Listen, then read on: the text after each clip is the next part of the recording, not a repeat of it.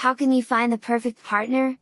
How can you attract and manifest a specific person in your life?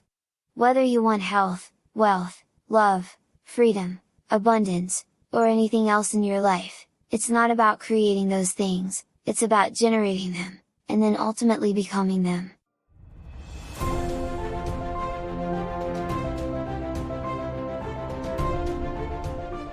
Generation is that unlocks the doors of creation, and the one aspect of which is most often overlooked in the process of bringing new things, people, ideas, opportunities, events, and so on into your reality. The best part is, it's not some guarded occult knowledge held by a select few. It's nothing more than a formula, and for whatever it is you're trying to bring into your life, it's the same formula. Creation then is about the generation of a frequency or your personal energy. If you're generating a frequency, you're synchronizing your energy to the frequency of some possibility that already exists in the quantum field. Once you generate a new frequency that carries an intent or information from your internal state of being, then you're connected to a new future. Let's take abundance as an example. For the most part, abundance is tied to a particular frequency of worthiness and or freedom, which can carry the message or intent of your individual desire for wealth.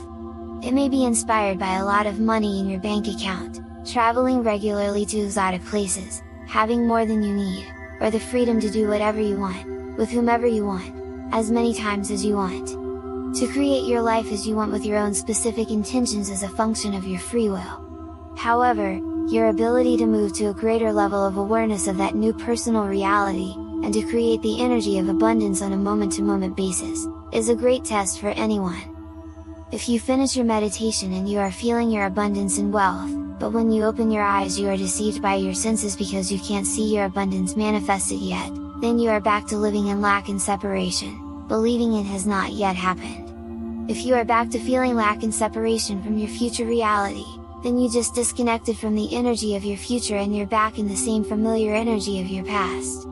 That means you're back to the same person, creating the same frequency of your past, and the same vibrational match that's unknown to everything in your life. In fact, you are thinking and feeling in the same ways, therefore, your energy is the same as it was the day before.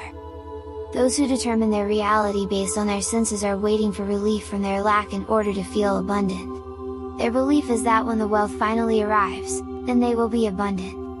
In doing so, they are unconsciously living by the old cause and effect model of reality. If you are living by this antiquated model, because you're in a state of lack and separation, you keep checking with your senses to see if your abundance has arrived. Since you can't see it, you question whether you are doing it right or why it hasn't happened yet. This type of analysis only serves to create further separation because you are analyzing your life within the same familiar energy, frequency, or emotion. We could say that you are thinking in the past, and thus everything in your life stays the same. Just like a musician might practice their scales every day so that playing their instrument can be done automatically and without thinking, you have to work on a daily basis to create and sustain that state of abundance so it becomes your state of being. You must keep revisiting this state of being over and over every day in your meditations, and then maintain this modified state of being for your entire day, independent of the conditions in your life, independent of the emotions and habits of the body, and for an extended period of time. That's your initiation into abundance. Then one day when you have become abundance, without ever wavering from that state of being, you will wake up and that which lived in your mind and heart as an idea of abundance will materialize in form and matter, and it will arrive in a way you could never have predicted. If you're already in a state of worthiness, abundance, gratitude, freedom, empowerment, and so on, and if you're able to sustain that state, then you already feel like it has happened because it's your feeling that connects you to that future, and your body is believing it has happened. But the moment you start doubting, wondering, analyzing, forcing, or controlling, it means you're back to the old person who lives in lack.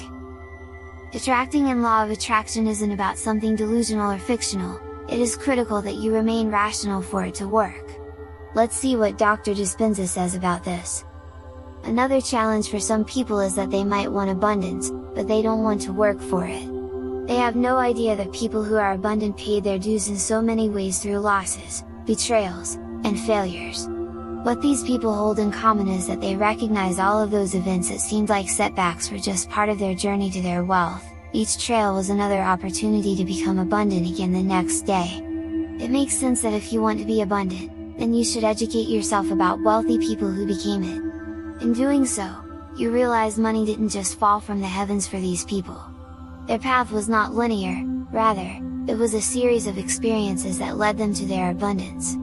So whether you're dealing with health, wealth, or anything else, you have to be able to sustain the state of being that directly correlates with each of those desires. Once you're able to sustain that state of being, you need to be aware that it's going to be an unknown journey to your wealth, meaning not in any way you can predict.